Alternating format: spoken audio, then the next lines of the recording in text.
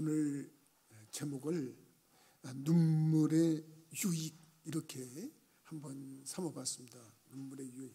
울며 씨를 뿌리는 자가 나는 자는 기쁨으로 거둘 것이다. 참 어떻게 보면 눈물을 뿌리면서 눈물을 흘리면서 씨를 뿌리는 자가 기쁨을 거둘 거다. 울며 씨를 뿌리는 자는 기쁨으로 단을 거둘 거다. 이런 말씀을 한다고 하죠. 운다. 사실 우리나라 사람들은 남자는 눈물을 흘리면 안 된다는 교육을 많이 받고 성장합니다. 그래서 눈물이 나는 것도 참으려고 노력을 하는데 이 눈물이 참는다고 참아지는 게 아닙니다. 눈물에는 세 가지 종류의 눈물이 있다고 합니다. 첫째는 기저 눈물이라고 하는 것이 있습니다. 기저 눈물. 이 기저 눈물이라고 하는 것은 뭐냐면 우리도 모르는 사이에 나오는 눈물인데 우리들이 눈을 깜빡깜빡하는 이유가 있지 않습니까? 그 눈을 깜빡깜빡거리는 그때 이 눈물 샘에서 눈물이 나와가지고 눈을 청소를 해준다는 겁니다. 그리고 눈을 적셔준다는 겁니다. 그래서 눈이 뻑뻑하지 않도록 촉촉하게 유지시켜줘야 그 눈이 건강하다는 겁니다. 그래서 이것은 기저 눈물이라고 해서 자연적으로 발생하는데 이것이 나이가 들면 이것이 기능이 퇴화하다는 사람들이 있습니다. 그 사람이 누구냐면 바로 저입니다. 저는 눈물을 갖고 다닙니다. 안과에 갔더니 이것을 갖고 다니면서 수시로 눈에 투약을 하라고 합니다. 그래서 뭐냐고 물었더니 인공 눈물이라고 합니다. 인공 눈물이 마르니까 불편한 게 한두 가지가 아닙니다. 그래서 이렇게 이 기저 눈물이 잘 나오는 사람은 참으로 복 있는 사람입니다. 그리고 아직까지도 건강한 사람입니다. 저는 그렇게 생각한다는 얘기입니다. 두 번째는 무슨 눈물이 있냐면 반사 눈물이 있답니다. 반사 눈물이라는 것은 눈에 이물질이 들어갔을 때 그 이물질을 씻어내려고 눈물이 나온다는 겁니다. 외부에 자극이 생겨서 나오는 눈물을 반사 눈물이라고 하는 겁니다. 이거는 하품을 할 때도 눈물이 나옵니다. 양파를 깔 때도 눈물이 나옵니다. 그래서 이게 반사적으로 눈물이 나오는데 이 눈물이 너무 하염없이 나오면 안 되기 때문에 그 하나님께서는 눈물이 또 넘치는 눈물을 빠져나갈 수 있는 통로를 만들었는데 그게 코하고 연결이 됐답니다. 그래서 한참 눈물을 나면 이 코까지도 나오는 경우가 콧물이 흐르는 경우도 그래서 그렇게 나온다는 겁니다. 이 눈물을 이름하여 반사 눈물이라고 합니다. 세 번째 눈물은 무슨 눈물이 있냐면 감정의 눈물이라는 게 있답니다. 이 감정의 눈물이라는 것은 우리들이 슬픈 영화를 보거나 연속극을 보거나 드라마를 보다가 슬픈 장면을 보면 자기도 모르게 눈물이 나는 겁니다. 감정이 움직여져서 나오는 눈물입니다.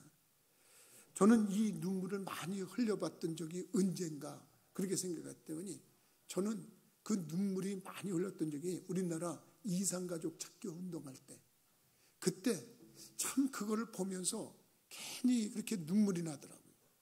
6.25 전쟁 때문에 흩어졌던 부모와 자식 간의 만남, 그리고 형제와 형제, 남매 간의 만남, 전화 통화를 하면서 맞아요, 맞아요, 맞아요 그러더니 오열을 하면서 오빠라고 부르기도 하고 어머니 그렇게 부르기도 하고 뭐 그러면서 하는데 그걸 바라보면서 눈물을 하염없이 나도 모르게 줄줄줄줄 나오는 그런 경험을 했던 적이 있어요.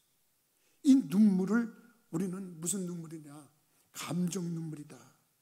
근데 이 눈물에 대해서 18세기에 프랑스 화학 박사였던 라브 아지에라고 하는 박사가 이 눈물은 많이 흘릴수록 건강에 유익하다 이렇게 얘기를 했습니다. 왜 영화를 보다가 눈물을 흘리는데 건강에 유익하냐? 왜 드라마를 보다가 눈물을 흘리면 유익하냐? 양파 까다 흘리는 눈물하고는 좀 차이가 있다릅니다. 이 감정의 반사에서 눈물을 나면 스트레스 호르몬인 카테코라민이라고 하는 그 호르몬이 나오는데 그게 방출이 된답니다. 그게 방출이 되면서 이 뭐냐면 그 호르몬이 몸에 쌓이면 여러 가지 기능을 저해시키는데 그 기능들이 좋아진다는 겁니다. 카텔코라민이라고 하는 것은 혈관을 수축시키는 역할을 하는 그러한 그 호르몬이랍니다. 이게 잘못 쌓이면요, 소화기 질환에 문제가 생기고 심근경색이 생기고 동맥경화가 생기고 혈중의 콜레스테롤이 수치가 높아진대. 내가 이걸 연구를 하면서 이야, 눈물이 이런 역할까지 하는구나. 그래서 할 수만 있으면 감정적인 눈물을 많이 흘려요. 되도록이면 여러분 텔레비 보다가 많이 우세요. 괜찮습니다. 그렇게 눈물을 흘리면 그것이 어떻게 보면 그 사람에게 유익이 된다는 거예요. 이러다 보니까 눈물이라는 게 우리에게 이렇게 유익이 있구나. 어떻게 보면 우리에게 도움이 있구나. 이참에 한번 눈물이 주는 유익을 더 한번 연구해보자. 그렇게 생각을 해봤습니다. 눈물이 주는 유익이라는 게 뭐가 있을까 생각해봤더니 우리의 육체적인 생활에 큰 도움을 주는 것인데, 첫째는 육적 건강이 온다는 거예요.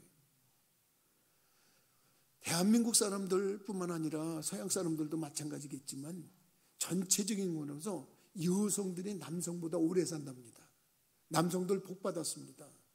왜냐하면 여성들이 끝까지, 아내가 끝까지 살아서 우리들의 뒷바라지를 해줄 거 아닙니까? 얼마나 감사합니까? 애들도 싫다 그러는데, 애들은 다 싫다 그럽니다. 근데 이 뭡니까? 아내들은 남편들을 끝까지 안 한답니다. 그러니까 우리 남편들은 아내에게 평상시에 90도로 인사를 해야 돼. 항상 감사한 마음을 가지고. 왜? 내가 늙어서 거동도 하지 못할 때 그때 우리 아내가 최선을 다해서 돌봐줄 거라는 믿음과 확신을 가지고 산다 그러면 그저 눈에 띌 때마다 그저 90도로 인사하고 감사한 마음을 그냥 눈에서 발사를 팍팍 해주면 그 보답으로 나중에 아내들이 다 잘해줄 거라고 믿습니다. 왜 그러냐? 여자들이 왜 남자보다 오래 사냐? 굳이 묻는다 그러면 그거 다 박사들이 그렇게 얘기를 했습니다. 왜 오래 사냐? 여자들이 감정이 풍부해서 눈물을 많이 흘려서 아까 말한 그 호르몬이 많이 제거되기 때문에 우리보다 오래 사는 그런 모습이라는 겁니다. 이용우 박사라고 하는 박사님이 계시는데 이분이 웃으며 삽시다라고 하는 책을 쓴 박사님입니다. 이분이 잠깐 글을 쓴 걸 제가 봤는데 일본 사람들이 요새 눈물에 대해서 굉장히 관심을 많이 갖고 있다는 겁니다. 눈물을 많이 흘리면 건강해진다. 그래서 눈물을 그냥 흘리게 하고 울게 하고 그러므로 인해서 그 건강을 챙기는 그런 치료법이 나왔답니다. 그래 많이 우는 것이 얼마나 건강에 도움을 주냐 보는데 그 모습 속에서 감정적으로나 육체적으로나 그런 모습 속에서 그 건강함의 요소를 가져오는 것 중에 뭐냐면 이 눈물이 그런 역할을 한대요. 그래서 어느 병원에서는 아주 심하게 통곡하는 그 병실을 만들어 놓고 거기서 심하게 울게 한답니다. 그렇게 울게 하면 그 울고 나서 오는 그 편안함이 있다는 거예요. 통계학적으로도요, 여자의 85%, 남자의 75%가 울고 나니까 또 편안해지더라. 기분이 나아지더라. 이렇게 고백을 했습니다. 여러분 슬플 때 울고 나면 속이 후련해지는 거 경험해 보신 적이 있을 겁니다. 울다가 잠이 든다 그런 말이 있습니다. 여러분 울다가 잠이 드는 거면 울고 나면 그만큼 잠이 오는 정신적인 편안함이 오기 때문에 그렇다는 겁니다.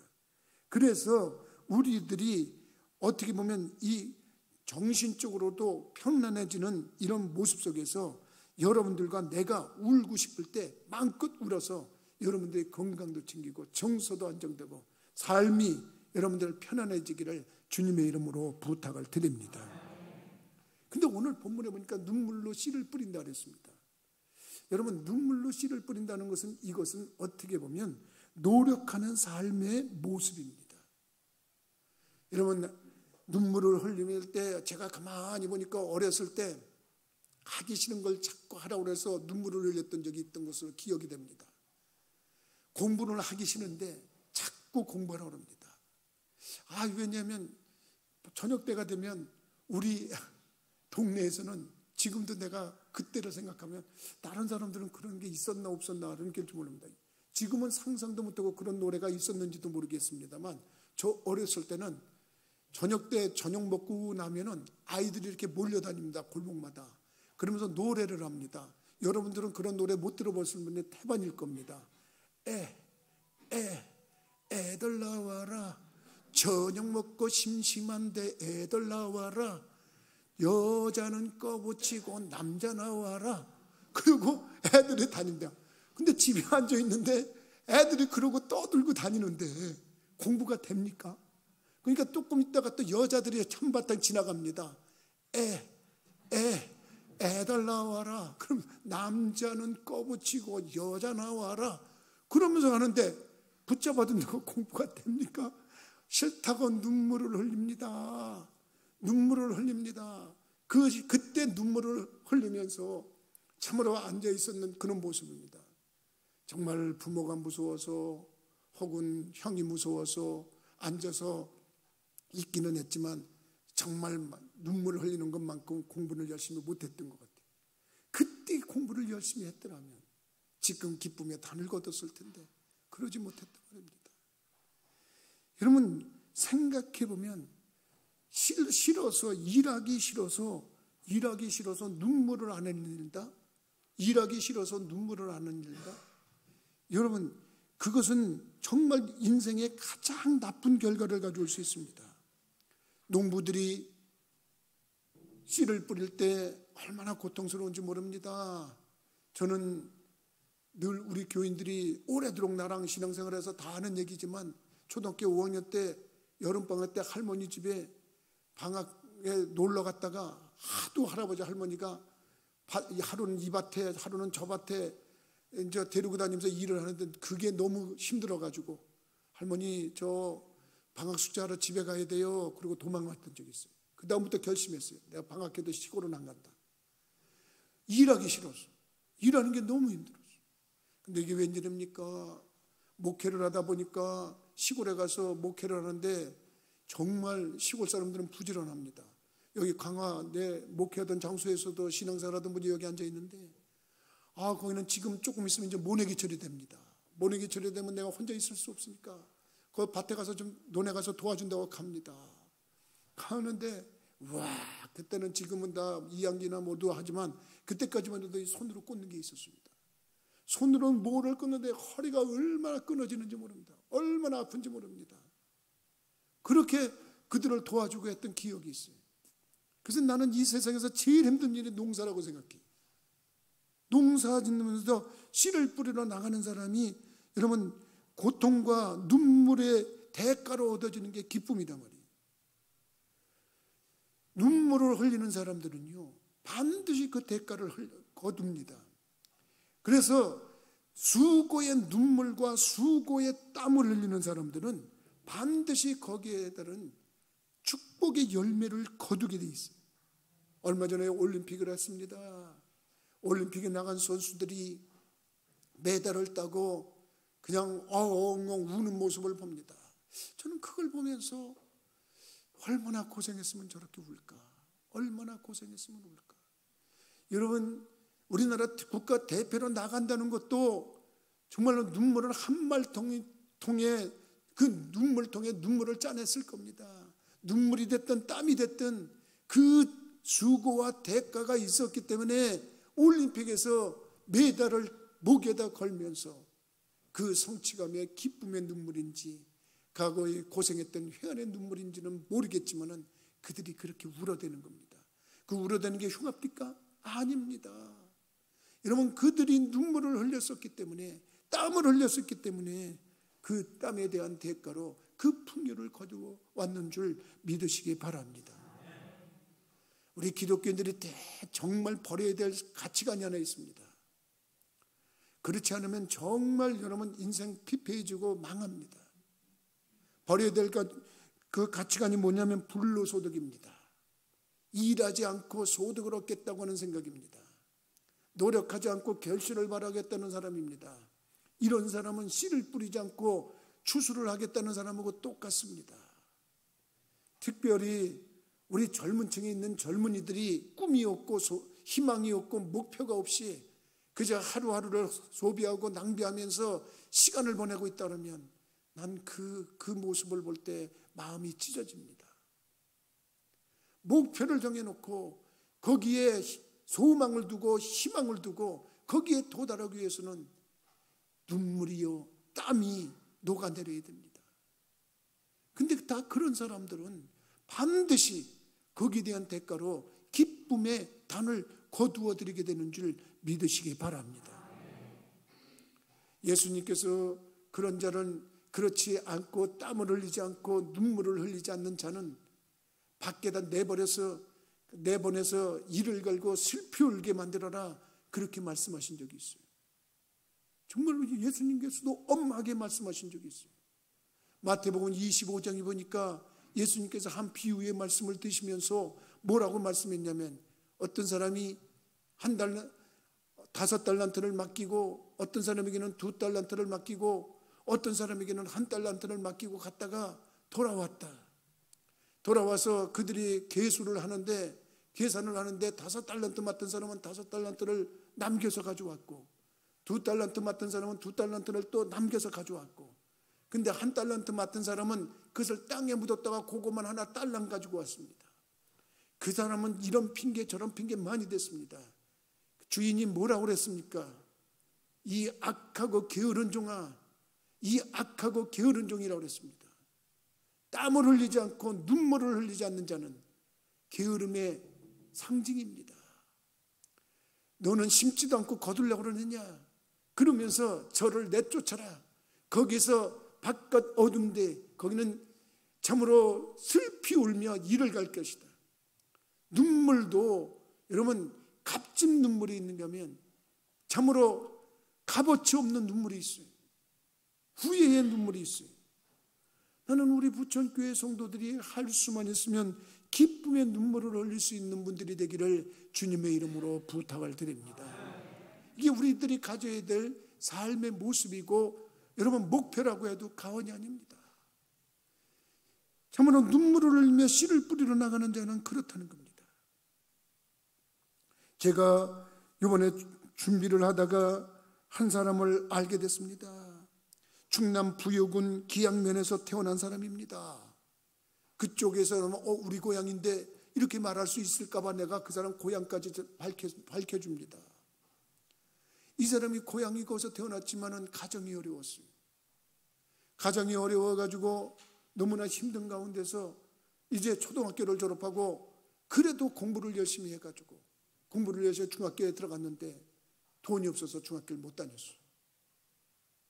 배가 고프니까 뭐라도 배불리 먹을 수 있는 데면 좋겠다 생각한 데가 제과점이었어요. 빵 만드는 집이었어요. 그래가지고 빵가게에 취직을 해가지고 빵 만드는 기술을 배웠어요. 기술을 배우는데 여러분 얼마나 좋은 기술을 배우는데 여러분 그때는 이 빵 만드면서 그렇게 많이 맞았다네. 그렇게 맞으면서 많은 눈물을 흘렸어요.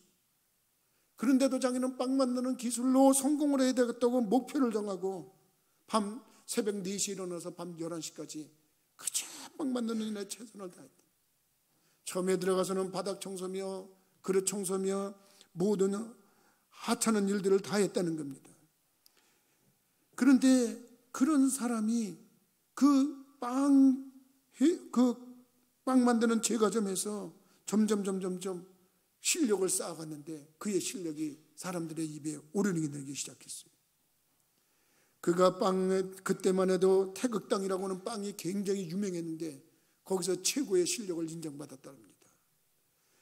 이제 더 노력을 해가지고 성심당이라고 하는 그런 제과점에 공장장을 차렸는데 이 사람이 점점점 그 실력을 쌓아갖고 노력을 한 결과 그가 우리나라에서 기능장이라고 하는, 기능사가 아니라 기능장이라고 하는 박사급의 학위를 받았다는 거예요.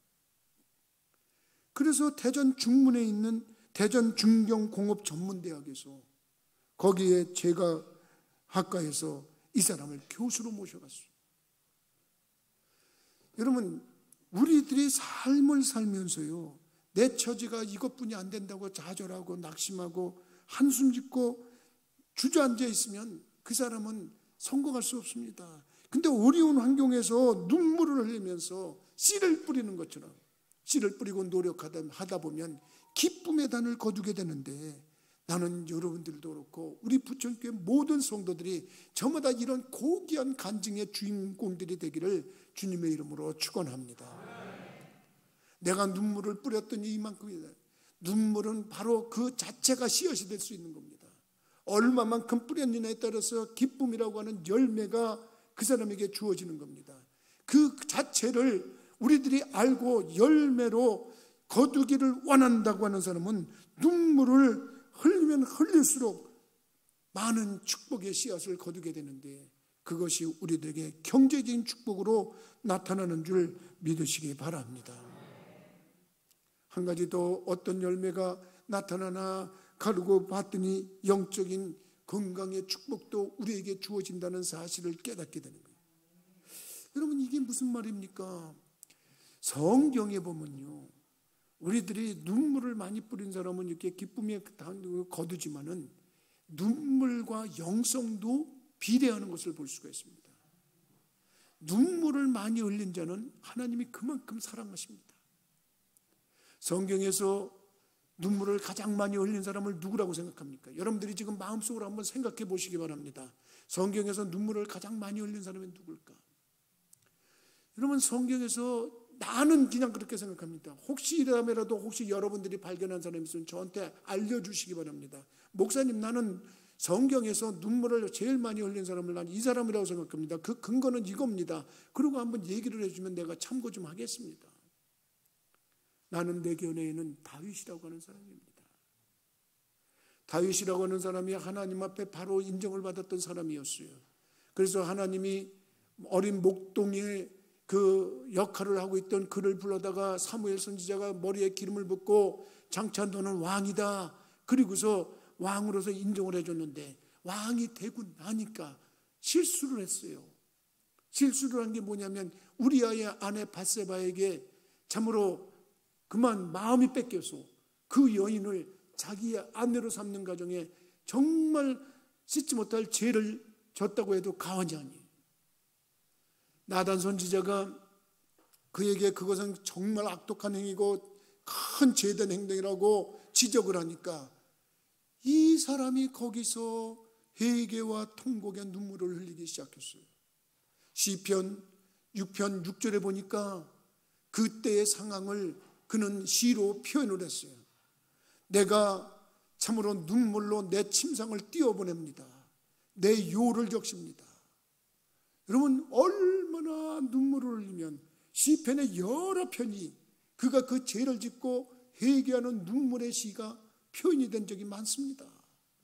침상, 여러분, 침상이 눈물로 뛰어내려갈 정도로 정말 넘치는 눈물을 흘린 그런 마음의 그 간절함이 나타나지 않습니까?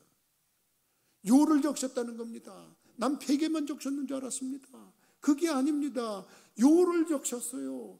그 눈물로 그가 참으로 하나님 앞에 회개했을 때 하나님께서는 그런 다윗을 용서하시고 그 후손에게 왕위를 계승시킬 뿐만 아니라 그 후손에게 메시아를 보내는데 그분이 바로 예수 그리스도 우리의 구주신 걸 믿으시기 바랍니다. 여러분, 그가 하나님 앞에 진솔한 눈물을 흘리며 밤마다 눈물로 침상을 떠내려가며 꺽꺽 울면서 정말로 내가 하나님 앞에 그런 죄를 졌다고 자기를 회개하고 뉘우치는 삶을 살았을 때 하나님은 그를 다시 받아들이고 인정하셨다는 거예요. 영이 살았다는 겁니다. 여러분들도 그렇고 나도 그렇고 눈물을 흘리는 것만큼 주님의 나라에 가까워지는 줄 믿으시기 바랍니다. 누가복음 7장에 보니까 예수님께서 한 바리새인의 초청을 받았던 적이 있습니다. 바리새인이 우리 집에 와서 식사 좀 하셨으면 좋겠습니다. 그리고서 예수님을 초청했습니다. 오지 말라 그래도 가야 되는 것이 어떻게 보면 주님의 사명인지도 모릅니다. 초청을 합니다. 초청을 하니까 사람들이 바리새인 별로 좋아하지도 않지만 오라 그러니까 가셨어요. 가서 식사하시려고 자리에 앉았습니다. 여러분, 성경을 우리들의 문화로 보면 이해가 잘 안 됩니다. 근데 이스라엘 사람들은요, 식사를 할 때 우리처럼 앉지 않습니다. 비스듬하게 눕듯이 이렇게 합니다. 여러분, 배너라고 하는 영화 혹시 보셨는지 모르겠습니다. 그때 이렇게 식사를 할 때 보면 발은 쭉 뻗고 이렇게 거의 눕는 자세로 합니다. 그러고서 식사를 하는 겁니다. 근데 이게 웬일입니까? 예수님의 발이 이쪽에 있고 머리가 이쪽에 있다면 저쪽에 한 여인이 나타났어요. 여인이 나타났는데 그 동네 사람들은 다 아는 여인입니다. 그 동네 사람들이 다 아는 여인인데, 아이고, 저 여자가 왜 나타났지? 그리고서 깜짝 놀라는데 보니까 이 여자는 온 동네 사람이 다는 아는 추악한 죄를 진 죄인입니다. 아니, 저 여자가 왜? 그러더니 이 여자가 오더니 예수님의 발치 있는 데 와가지고 눈물로 발을 적십니다. 그리고 자기의 머리털로 발을 씻습니다. 예수님의 발을 씻는 겁니다. 그리고서 거기다 가져온 향유를 붓는 겁니다. 그런 과정을 보다가 사람들이 수군수군 됩니다. 아니, 저 사람은 선지자라면서, 아니 선지자인데 저 여자가 어떤 여자인지를 모른단 말이야. 저 여자가 뭐하는 여자인지 모른단 말이야. 뭔가 한 말씀 하겠지, 꾸짖겠지, 죄에 대해서 얘기하겠지. 그리고 전부 다 기대감을 갖고 있는 겁니다. 예수님이 알아차렸습니다. 시몬을 부릅니다. 예, 시몬아, 내가 너한테 할 말이 좀 있다. 예, 말씀하시지요. 여러분, 그렇게 하는 겁니다. 시몬에게 말을 하는데, 야 시몬아, 너는 내가 니네 집에 들어가도 너는 나에게 발 씻을 물을 준 적이 없지. 너는 내 머리에 감람유도 부은 적이 없지. 근데 이 여자 봐라.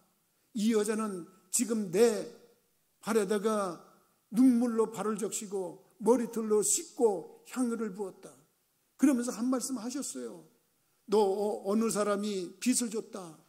500데나리온의 빚을 준 사람이 있고 50데나리온의 빚을 준 사람이 있다.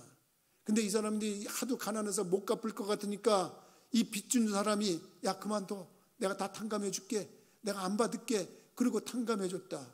누가 더 이 빚을 탕감해 준 사람을 누가 더 사랑하겠니? 그러고 물으니까 시몬이 대답하기를 500데나리온 진 사람입니다. 왜? 많은 빚을 졌는데 그 많은 빚을 탕감받았으니까 너무 감사하고 고마운 마음을 더 표현한다는 겁니다. 바로 이 여자가 그렇다는 겁니다. 이 여자가 큰 죄를 졌는데 큰 죄를 진 이 여자를 용서를 받아서 그것이 너무 감사하고 감격해서 와서 내 발에다가 눈물로 적시고 머리털로 그거를 닦고 거기다 향유를 붓는 거다. 너는 물 한 번 준 적이 없고, 너는 내 머리에나 나에게 감람유를 한번 바른 적도 없지만 그 비싼 향유를 본 것이다. 그리고 한마디 했습니다. 여자에게, 여자야, 네 믿음이 너를 구원했으니 편안히 가라. 주님을 사랑하고 여러분 주님을 사모하는 마음으로 눈물로 그 표현을 한 자는 반드시 구원을 받았는 줄 믿으시기 바랍니다. 한 사람 더 얘기해 볼까요? 구약 성경에 보니까 히스기야라고 하는 왕이 있었습니다. 히스기야는 하나님께 사랑을 받은 왕입니다.